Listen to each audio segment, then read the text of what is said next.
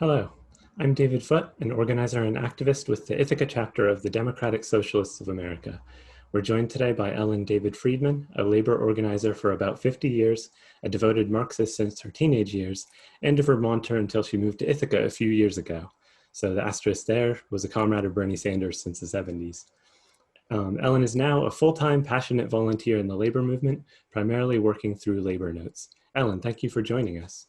Great pleasure. Good to see you.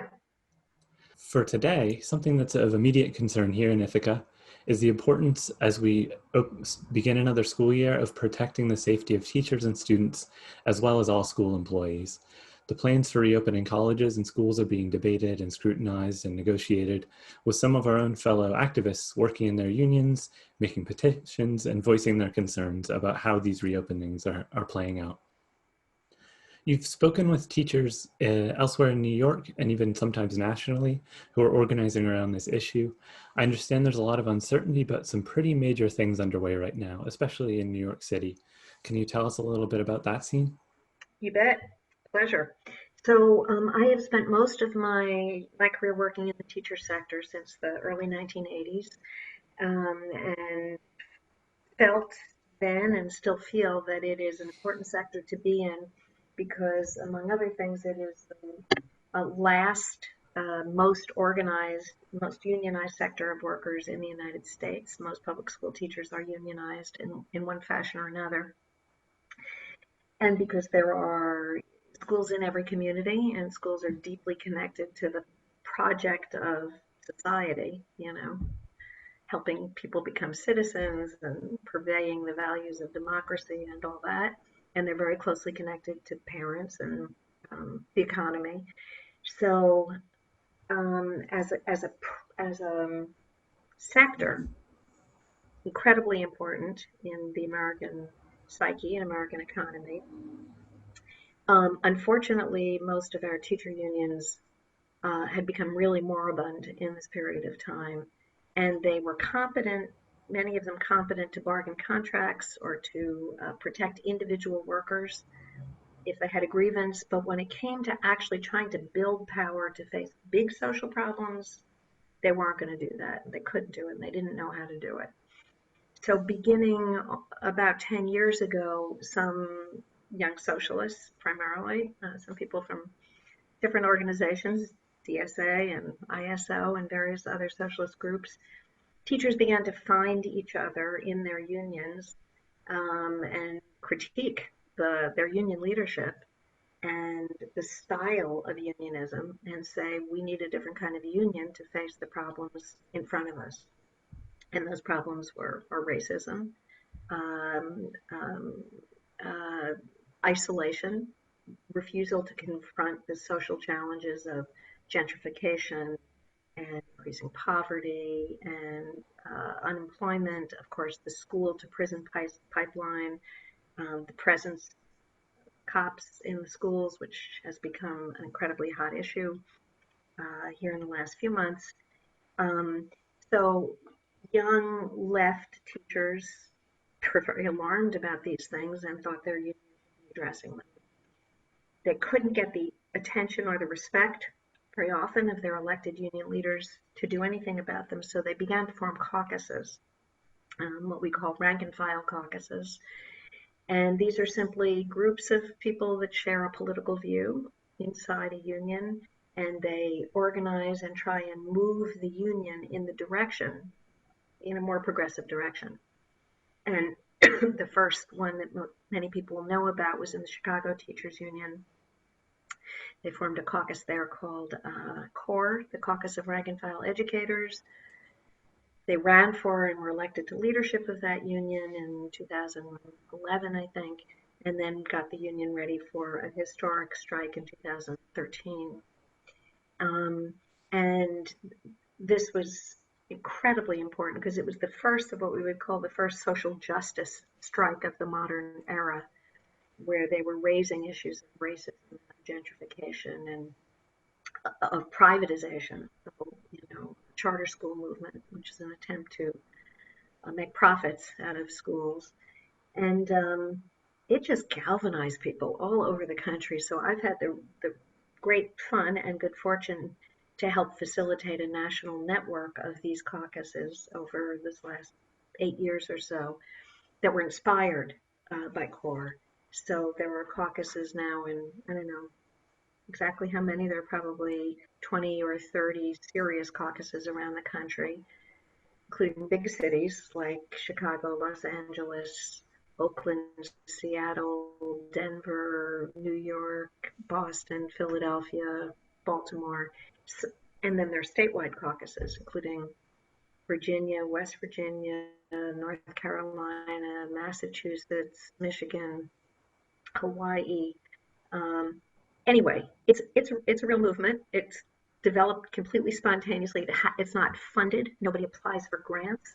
None of these caucuses are staffed. They're all volunteer efforts. And we have this national network, which is to help people learn how to build a good caucus. That's by way of general background to say that there is a caucus, so that with the arrival of the pandemic, it was often the fight had to be made somewhere in a union, in the teachers' union, uh, to make sure that politicians and the business community were not going to determine what constituted a safe return.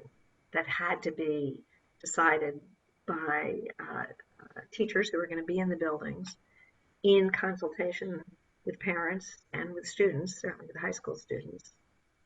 Um, the unions were, again, the traditional old guard unions were often simply not doing their job to step up to this challenge. And where the caucuses are in leadership, for example, Los Angeles and Chicago, all they had to do really was threaten to strike and say, we're not going back. You got to negotiate with us. And they were each able to negotiate no return to the schools for either teachers or students for at least the fall semester, which is the bottom line, should be the bottom line minimal position for virtually certainly every urban school. There are some rural schools or small town schools where the incident rate is very low. The schools are small. You could probably reopen without anybody posing a danger to society. But the great majority of school kids are not in those settings. So in New York City, there is a caucus called MORE, the Movement of Rank and File Educators. I've been very close to them for a number of years, and their work was small but had such integrity for a number of years that by the time the pandemic showed up and the leadership of their union, which is the United Federation of Teachers, the UFT, which is the largest teachers union, perhaps the largest union in the country. They've got 200,000 members. They were showing up as not doing much of anything about this. It really took more to organize a sick out last March to force Mayor Bill de Blasio's hand to close the schools. And now they find themselves back on the front lines of trying to demand a safe return. I can talk about this in some detail, but the brief story is they once again saw that their union leadership was not present, was not engaged in any serious way to defend the interests of students or of teachers. Schools in New York City, as you may imagine, they have, I think, 1,900 schools, 1 million students, under all kinds of different conditions. Many of them were totally inadequate before the pandemic, no adequate heating, ventilation systems, inadequate, um, bathrooms that didn't work, and, mold in the ceilings and overcrowding in the classrooms and so on. Of course, all of that now becomes matters of life and death. Um, so um, the mayor was ordering, there was mayoral control in New York City, which is not uncommon in these big cities. So he gets to run it essentially as Bill de Blasio, as his, fiat. And he said, we're going back, he's doing the bidding of the business community. And They began to organize for a sick out. The membership of MORE just kept increasing and increasing and increasing, and they organized at the initially at the citywide level, then at the borough level, then at the district level, now at the chapter level, and now down to the school level. And they're digging down, and their membership has gone through the roof. They got meetings going on all day, every day. They have marches and demonstrations, and they have built very strong relationships with many parent groups, many student groups. They began to call for a sick out to resist the return to schools. And hearing that, the president of the UFT, Mike Mulgrew, said, "Oh, maybe we'd better consider a strike." We thought, and we turned out to be right, that it was just a bluff. Um, he got some kind of deal with the threat of, quote unquote, threat of a strike. He presented a deal on whatever, it was a couple days ago, uh, with the mayor. The deal produces absolutely nothing except it pushes the return date back for 1 week. So it is fair to say that the caucus and its members, and I'm going to guess many thousands of New York City teachers find that unacceptable. And I believe they will advance in the direction of not only possibly a wildcat strike or a sick out by educators, teachers and paraeducators, but also a parent. I was on meetings all day yesterday with people in New York City, and the parents are talking about an attendance strike. They won't send their kids. And high school students are also talking about their own strike. So this is a moment we have not seen in this country for about 50 years. It is a logical response to the utter failures, the utter contradictions of neoliberal capital, which have created inequality at a grotesque scale. So it's completely understandable you'd see this kind of resistance showing up now, and it is showing up all over the country in one form or another. Uh, Oklahoma, and North Carolina, and West Virginia, Detroit, and it's uneven. It looks different in different places, but it's a very powerful social movement. Yeah. I wonder if that might have something to do with sort of this, as you mentioned, there's a good widespread structure in place for teachers unions, but then I think we also think of teachers as people who have to think about other people, think about everyone, and how people's needs are being met or not.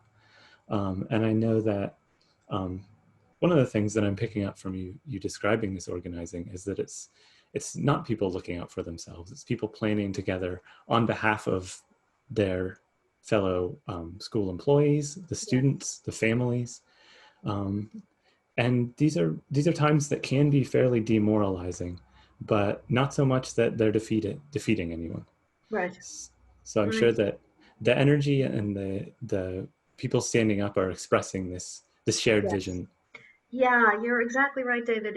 It's really got that quality. I've been using and hearing other people use this phrase recently of beloved community.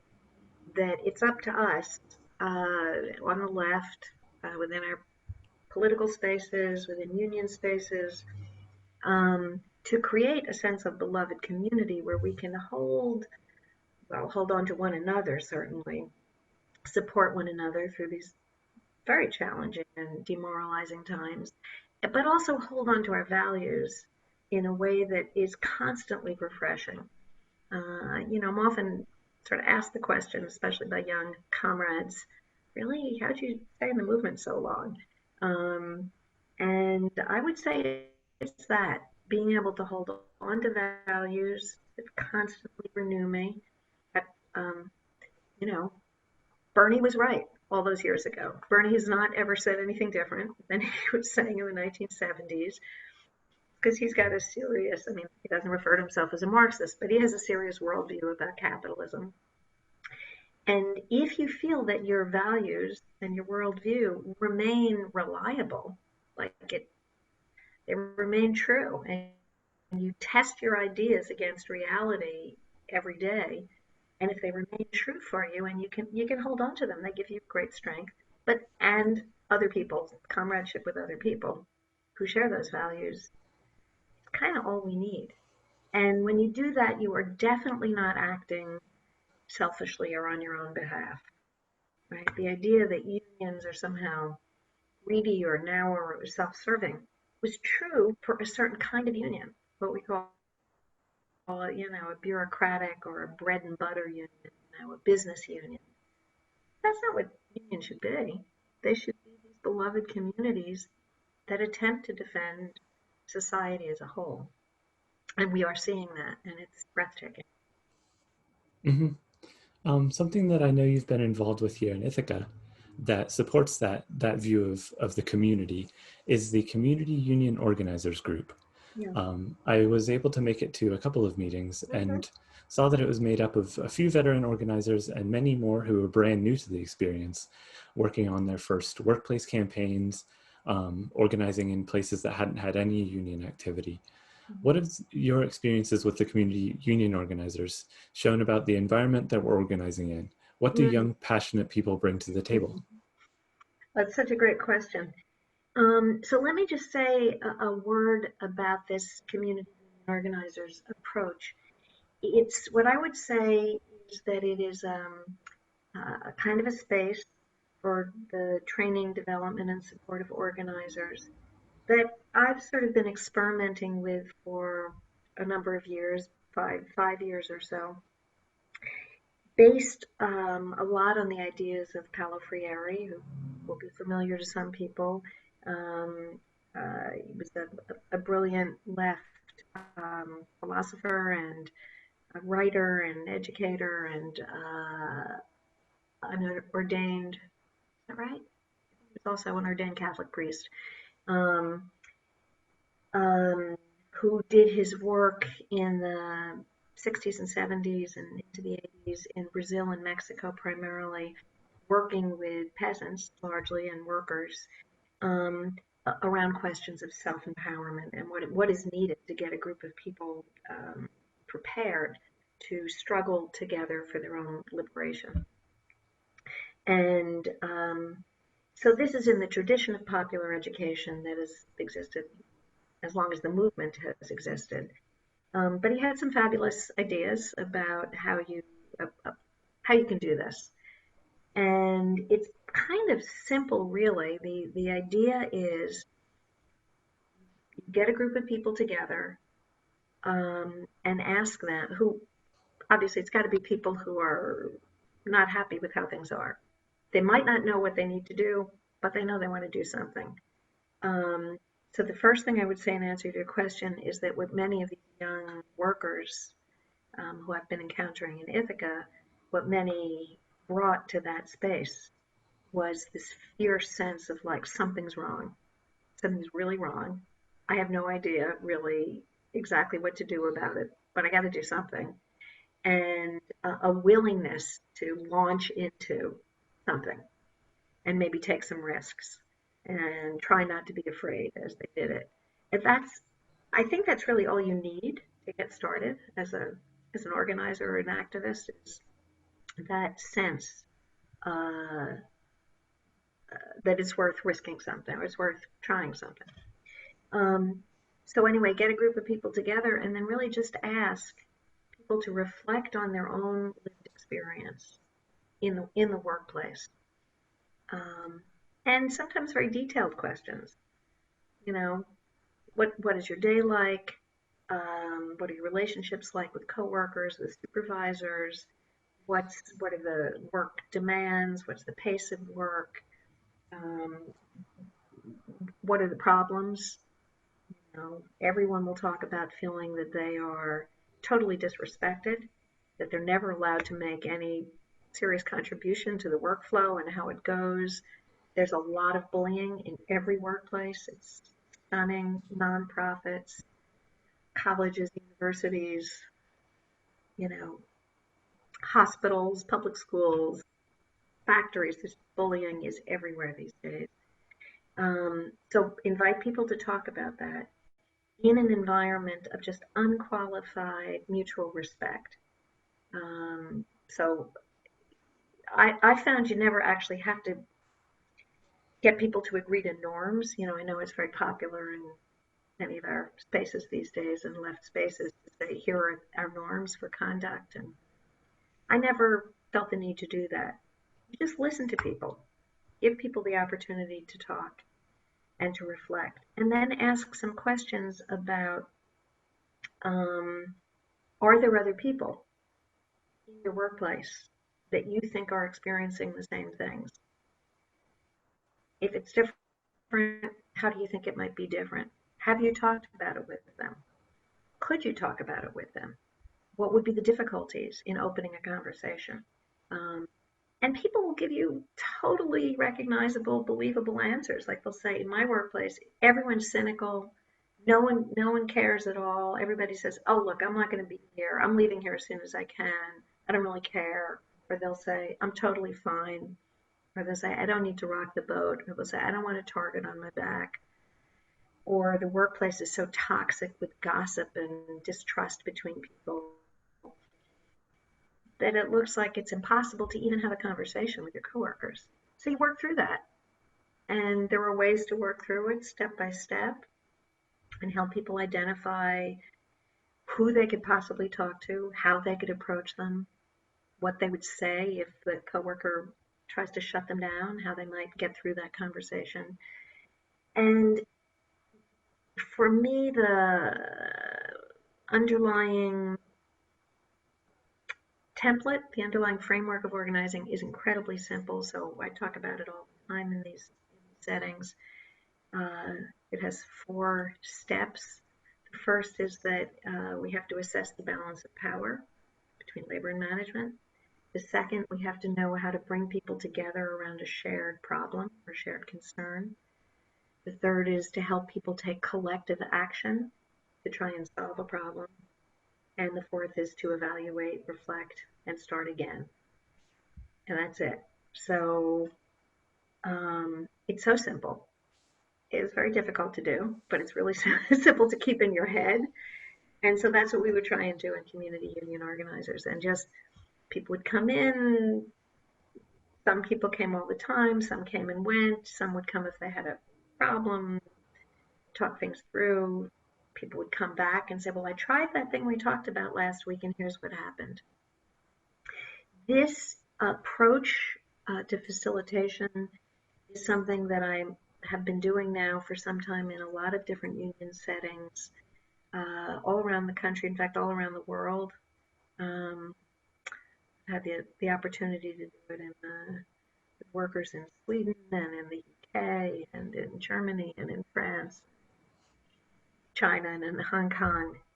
And it turns out it's great. It's incredibly simple. It really works. And I've done it with teachers and with nurses and with, street, like public sanitation workers and food service workers. And uh, so the principles of kind of free area and popular education have also been studied a lot.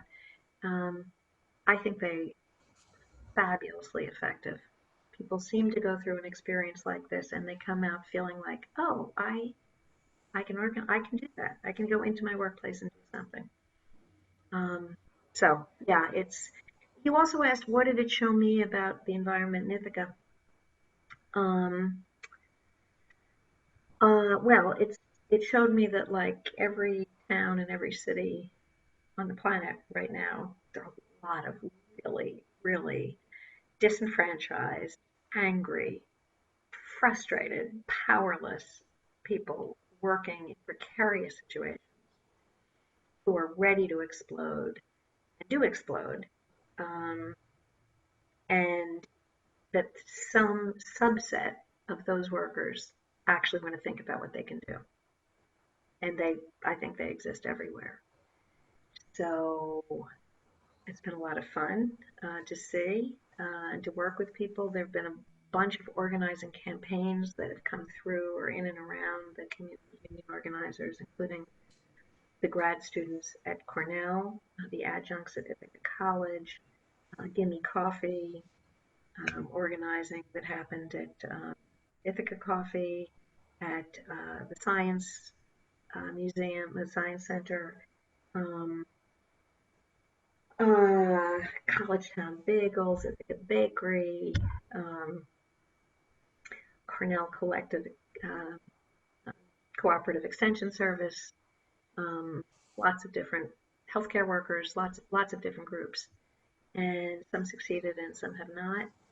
Um, and it's a great place for organizers to get their focus, keep their focus as they go through an organizing campaign. That makes sense. Our lived experiences might be fairly different as people, but the material conditions, the way our workplaces act against us, seems to be fairly universal. Agreed. Agreed. Um, so this has been Ithaca, Democratic Socialists of America presents with guest Ellen David Friedman, longtime uh, labor organizer. We talked about history, the present, international issues, both theory and practice. Are there any closing thoughts you'd like to share? No, just delighted, delighted that we are at a moment in history where so many people hopefully can find a beloved community in this work. Yes, I agree. Thank you so much for joining us, My and I hope you pleasure. have a good day. Thanks so much. 1, 2, 1, 2, 3.